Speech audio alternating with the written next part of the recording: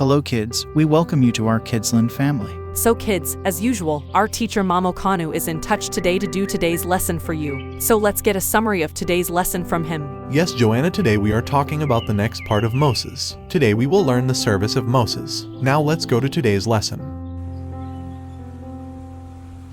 The rod that troubled Egypt. So Moses took his wife and his sons and returned to Egypt.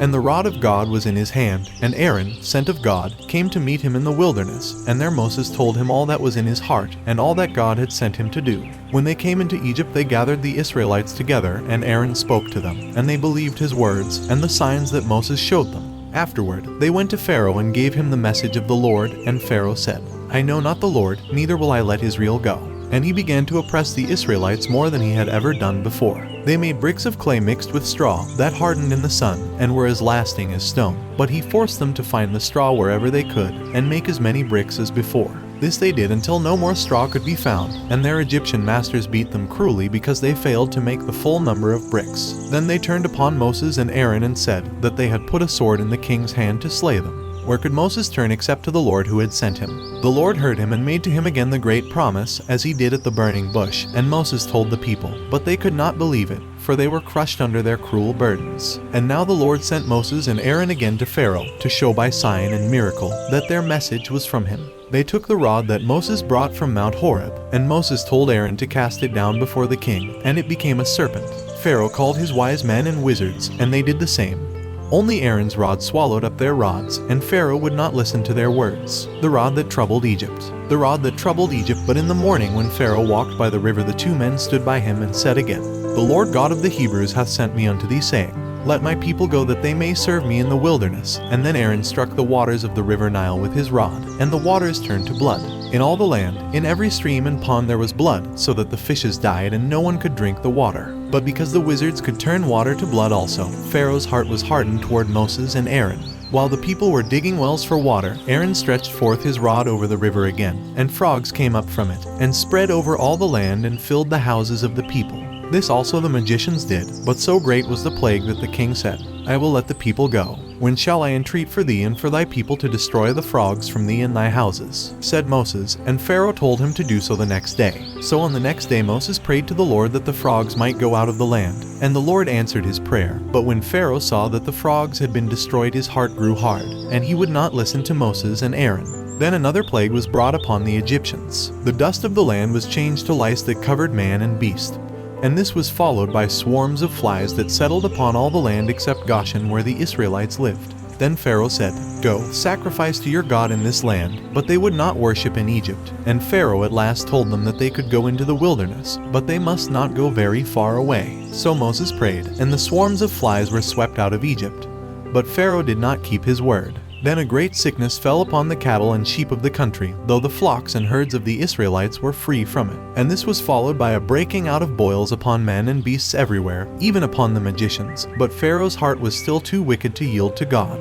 Then came a great storm of hail over Egypt, such as had never been known in that sunny land. It killed the cattle in the fields, and destroyed the grain that was grown, and broke the trees and herbs. The lightnings fell also and ran upon the ground, and when it was over, the heart of Pharaoh was still hard against God. Then Moses told Pharaoh that the face of the earth would be covered with clouds of locusts, that would eat every green thing left by the storm, if he did not let God's people go. This frightened Pharaoh's servants, and they begged him to send them away. And though he would not let their wives and little ones go, he said, Go now, ye that are men, for that ye did desire, and he drove them out of his presence. Then at the Lord's word, Moses arose and stretched forth his rod over Egypt, and the plague of locusts came, driven by the east wind, and covered the land until there was no green thing left in Egypt.